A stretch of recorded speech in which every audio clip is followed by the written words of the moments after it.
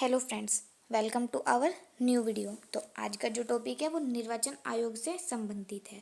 आज की इस वीडियो में हम निर्वाचन आयोग से जुड़ी सभी महत्वपूर्ण जानकारियों को समझेंगे।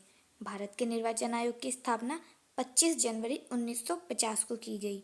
इसीलिए प्रत्येक वर्ष 25 जनवरी को राष्ट्रीय मतदान दिवस के रूप में मनाया जाता है। इस तारीख को आप याद रखना, क्योंकि एग्जाम्स में ये पूछी जाती है कि किस तारीख को राष्ट्रीय मतदान दिवस बनाया जाता है। भारत का जो निर्वाचन आयोग है वो एक संवैधानिक निकाय है, यानी जिन निकायों का उल्लेख संविधान में किया गया है, जैसे वित्त आयोग हो गया, अनुसूचित जाति आयोग हो गया, अनुसूचित जनजाति आयोग हो गया, इनका उल्लेख संविधान में किया गया है तो ये संवैधानिक निकाय हैं। इसके अलावा गैर संवैधानिक निकाय जिनका उल्लेख संविधान में नहीं किया गया है किसी भी आर्टिकल में, बाकी कोई एक्ट लाकर इनकी स्थापना की गई है, जैसे नीति आयोग हो गया, मानव अधिकार आयोग हो गया और विधि आयोग हो गया। इनकी स्थापना कोई ना कोई एक्ट लाकर की गई है, संविधान में इनका उल्लेख नहीं है। ठीक है, तो अब आते हैं टॉपिक पे, जो है कि संवैधानिक निकाय, इसका उल्लेख संविधान के आर्टिकल 324 में किया गया है। आर्टिकल 324 ऐसा उल्लेख करता है कि जो राज्य की विधानमंडल होगी, भारत के जो राष्ट्रपति होंगे और भारत के जो उपराष्ट्रपति होंगे, इनके पद का निर्वाचन, संचालन और इनका जो नियंत्रण होगी उसकी जिम्मेदारी भारत के चुनाव आयोग की होगी। तो चुनाव आयोग के द्वारा ही इन सभी के चुनाव संपन्न कराए जाते हैं। अब ये केंद्र के स्तर पर भी चुनाव करा रहा है और राज्य के, तो इसलिए हम जो चुनाव आयोग है उसे एक अखिल भारतीय संस्था बोलेंगे। लेकिन अब ये राज्य के चुनाव करा रहा है, इसका मतलब ये नहीं कि जो राज्य में होने वाली पंचायत है, राज्य में होने वाली पंचायत और निगम के चुनाव राज्य के निर्वाचन आयोग के द्वारा कराए जाते हैं। केंद्रीय निर्वाचन आयोग के द्वारा पंचायत और नगर निगम के चुनाव नहीं कराए जाएंगे। भारत के जो पहले मुख्य निर्वाचन आयुक्त थे वो सुकुमार सेन थे। वर्तमान में मुख्य निर्वाचन आयुक्त राजीव कुमार हैं। ठीक है, तो इस चीज़ का आप ध्यान रखना, ये भी एग्जाम्स में पूछा जाता है कि कौन पहले निर्वाचन आयुक्त थे और वर्तमान में भारत के जो निर्वाचन आयुक्त हैं वो कौन हैं। अब संरचना देख लेते हैं। तो जो चुनाव आयोग है उसमें एक मुख्य निर्वाचन आयुक्त और 2 अन्य निर्वाचन आयुक्त रहते हैं, यानी टोटल 3 सदस्य रहते हैं। इसको आप 1+3 करके लिख सकते हो। 1 एक मुख्य निर्वाचन आयुक्त और 2 अन्य निर्वाचन आयुक्त। लेकिन मूल रूप से ये ऐसी संस्था नहीं थी। मूल रूप से केवल एक ही, यानी केवल मुख्य निर्वाचन आयुक्त ही निर्वाचन आयोग में शामिल थे। जब 61वां कॉन्स्टिट्यूशन अमेंडमेंट हुआ, 61वें संविधान संशोधन से जो आर्टिकल 326 है, इसमें जो मतदान की उम्र है उसे 21 से घटाकर 18 किया गया। उस समय एकदम से जो मतदान है, मतदाताओं की संख्या में वृद्धि हुई, जिस कारण जो भारत के राष्ट्रपति हैं उन्होंने 2 अन्य निर्वाचन अधिकारियों को नियुक्त किया। तो याद रखना, मूल रूप से ये केवल एक सदस्य संस्था थी, वर्तमान में बहुसदस्य, यानी एक मुख्य निर्वाचन आयुक्त और 2 अन्य निर्वाचन आयुक्त इसके अंतर्गत रहते हैं। एक चीज़ और आप यहाँ पे ध्यान रखना कि ये जो मुख्य निर्वाचन आयुक्त और अन्य निर्वाचन आयुक्त केवल नाम में ही अंतर है। इसके अलावा इनकी शक्तियाँ, इन्हें जो वेतन दिया जाता है और इन्हें जो सुविधाएं दी जाती हैं वो लगभग समान ही है। लगभग नहीं, बिल्कुल समान ही है, वो सभी समान है, बस इनके नाम में ही अंतर है। और यदि इनमें किसी चीज़ को लेकर मतभेद हो तो बहुमत के आधार पर निर्णय लिया जाता है। अब इनकी नियुक्ति देख लेते हैं कि कौन जो निर्वाचन आयुक्त हैं इन्हें अपॉइंट करता है। तो भारत के राष्ट्रपति जी के द्वारा भारत के मुख्य निर्वाचन आयुक्त को नियुक्त किया जाता है, लेकिन राष्ट्रपति अपनी स्वेच्छा से नहीं करते।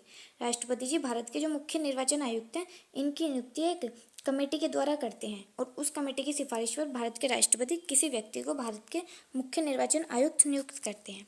अब इस कमेटी में जो मेंबर रहते हैं वो भारत के प्रधानमंत्री, लोकसभा में विपक्ष का जो नेता होता है वो, और चीफ जस्टिस ऑफ इंडिया, ये 3 व्यक्ति जो समिति रहती है उसके अंतर्गत रहते हैं। और यही राष्ट्रपति जी को सिफारिश करती है कि किसे भारत का मुख्य निर्वाचन आयुक्त नियुक्त करना है। तो आई होप कि आपको यहाँ तक सब समझ आया हो। इस समिति की सिफारिश पर ही भारत के राष्ट्रपति जी किसी व्यक्ति को भारत के मुख्य निर्वाचन आयुक्त नियुक्त करते हैं। अब कार्यकाल देख लेते हैं। तो जो भारत के मुख्य निर्वाचन आयुक्त है या फिर जो अन्य निर्वाचन आयुक्त है, इन सभी का कार्यकाल 6 वर्ष या फिर 65 वर्ष, इनमें जो भी पहले हो इस तक रहता है। अब 6 या 65 वर्ष में, जैसे यदि कोई व्यक्ति 50 वर्ष की आयु में भारत का मुख्य निर्वाचन आयुक्त बना है तो वो केवल मात्र 56 वर्ष तक ही भारत का मुख्य निर्वाचन आयुक्त रह सकता है। इसके अलावा यदि कोई 62 वर्ष की आयु में बना है तो वो केवल 3 वर्ष ही भारत का मुख्य निर्वाचन आयुक्त रह सकता है, यानी 65 वर्ष तक ही किसी व्यक्ति को भारत का मुख्य निर्वाचन आयुक्त रह सकता है, ऐसा अधिकार है। इस चीज़ का उल्लेख संविधान में नहीं किया गया है।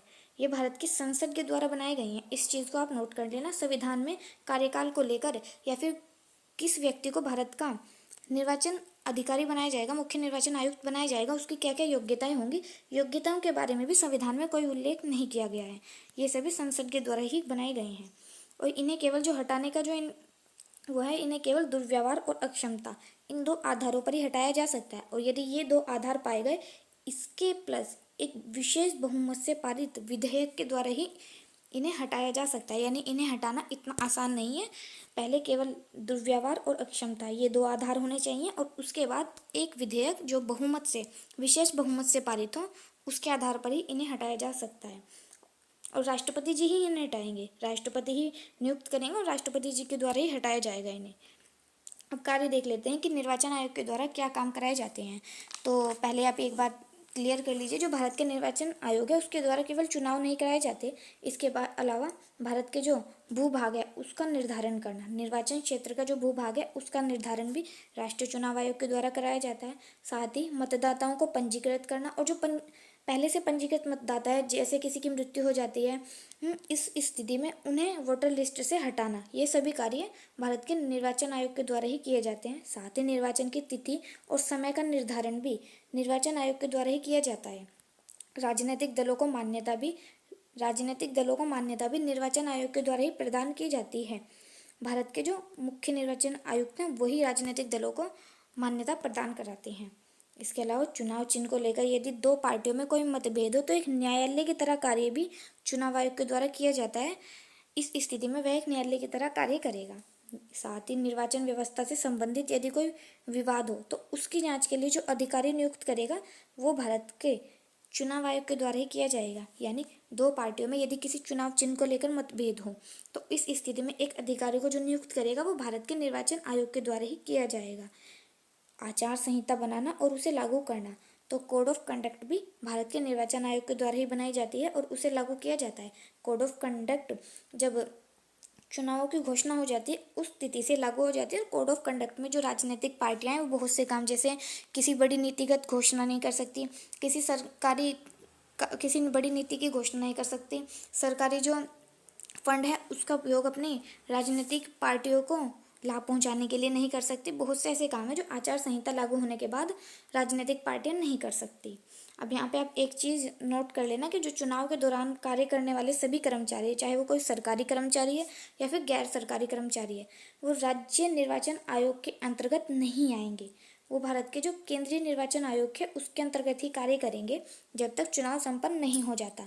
हाँ, पंचायत और जो नगर निगम है उसके समय अगर कोई अधिकारी काम कर रहा है तो वो स्टेट इलेक्शन कमीशन के अंतर्गत काम करेंगे। लेकिन यदि केंद्र के स्तर पर कोई चुनाव हो रहा है और उस समय किसी राज्य के अधिकारी उसके अंतर्गत ड्यूटी पर हैं तो वो केंद्रीय निर्वाचन आयोग के अंतर्गत ही कार्य करेंगे। तो आई होप कि आपको यहाँ तक ये वीडियो पसंद आया हो। वीडियो पसंद आया तो प्लीज़ वीडियो को लाइक कर देना और चैनल को सब्सक्राइब भी कर लेना। और अगर ऐसा ही कोई टॉपिक है जिसे आपको समझना है तो प्लीज़ कमेंट में ज़रूर बताना। Thanks for watching.